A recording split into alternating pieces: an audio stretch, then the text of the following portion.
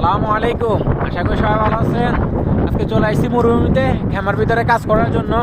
আর এখানে কাজ করবো সাব্বাকের কাজ। এখানে কিন্তু নিজ ইচ্ছায় আসি নাই। সৌদি বলতেছে একবার গেরিব, মানে একবার কাছে বাড়ি, ও বলছে ওর বাড়িতে কাজ করাবে। কিন্তু এখন যখন গাড়িতে উঠছি, গাড়িতে উঠার পর যখন নিয়ে আসছে এখানে খেমার ভিতরে, পুরো মরুভূমির ভিতরে আশেপাশে কিছু নাই। এখানে নিয়ে আসছে, এখানে নিয়ে আসার পর দেখি যে দুইটা খেমা আছে, আর সেটা এখানে কয়েকটা খেমা আছে। করতে হবে, মানে টাঙ্কি কানেকশন করে দিতে হবে। যে দেখেন এটা হলো টাঙ্কি, এটার কাজ, এটার মাত্র আমি কাজ করছি। আরো একটা আছে দেখেন একটু দূরে, এখানে দেখা যাচ্ছে সাদা একটা টাঙ্কি আছে সেম। এই কাজটা আমার করে দিতে হবে। আমি এতটাই দূরে চলে আসছি, এখান থেকে আমার রুম পর্যন্ত যাইতে প্রায় 80 রিয়াল ভাড়া লাগবে। কিন্তু এখন আসার পর যে ওরে কাজটা করবো না সেটাও বলতে পারতেছি না, কারণ গ্যারান্টি না। যদি আমার না নিয়েছে, যদি এখানে রেখে চলে যায়, আর এখান থেকে যা আমার রুম পর্যন্ত যাইতে 80 রিয়াল ভাড়া লাগে।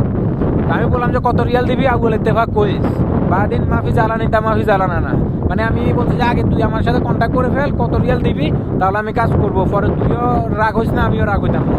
তবে বল যে কত রিয়াল লাগবে, আমি বললাম যে টোটাল আমাকে 180 রিয়াল দিবে, আমি কাজটা করে দেবো। তোর বল যে আমাকে 100 রিয়াল দিবে, পরে আমি 150 রিয়াল বলছি, বল যে 120 রিয়াল দিবে। মনে মনে চিন্তা করলাম যে যদি কাজটা না করি, এখান থেকে আমার রুমে যাবো, যদি আমার রাইখা চলে যায়, তাহলে আমার 80 রিয়াল ভাড়া দিতে হবে।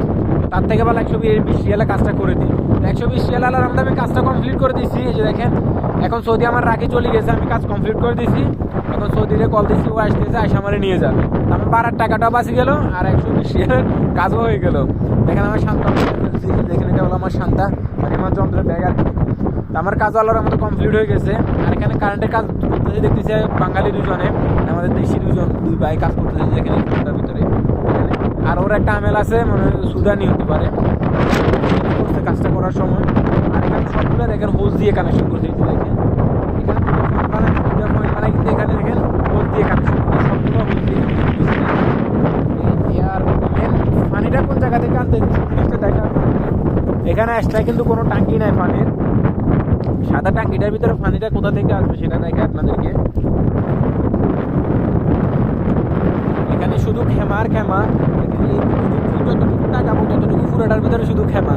দেখেন এই টাঙ্কি, এই ব্যাগটা পানি, আর এখানে একটা মোটর বসাই দিয়েছে। যে দেখেন এই মোটরটা আমি কানেকশন করছিলাম একটু আগে।